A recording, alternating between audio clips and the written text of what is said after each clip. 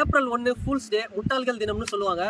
என்னெல்லாம் யாராலையும் ஏமாற்ற முடியாதுங்க. ஆனால் என்னால் தான் ஏமாற்றிக்க முடியும்னு நினைக்கிறேன். ஏன்னா காலையில் எழுந்த உடனே டெபாசிட் பண்ணலான்னு பேங்க்குக்கு போனேன். நான் வந்து ஒரு 3 மாதம் 4 மாதத்துக்கு ஒரு வாட்டி தான் டெபாசிட்டே பண்ணுவேன்.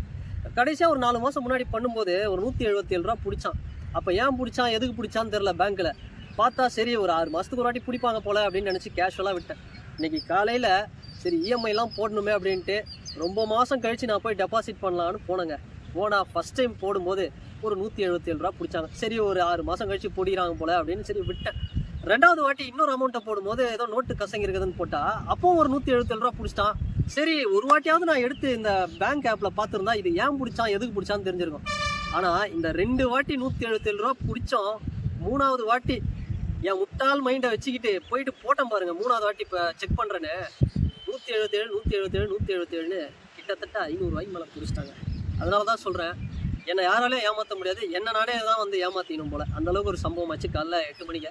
இனிமேல் பேங்க்கில் யாராவது டெபாசிட் பண்ண போனீங்கன்னா செக் பண்ணுங்கள். 500 ரூபா போனதை பற்றி கூட கவலை இல்லை. என்ன அந்த 500 ரூபா நம்ம லெஜெண்டு சரவணா ஸ்டோர் அண்ணாச்சி இருக்கிறார்ல, அவரோட படம் லீடர்னு ஒன்று வருது ஏப்ரல் 3ஆம் தேதி. அந்த படத்துக்கு டிக்கெட் வாங்கி பார்க்கலாம் ஃபஸ்ட் டே ஃபஸ்ட் ஷோ அப்படிங்கிறதுக்காக வச்சுருந்தேன். அந்த அமௌண்ட்டு போயிடுச்சு அப்படிங்கிறது தான் எனக்கு ரொம்ப வருத்தமாயிடுச்சு.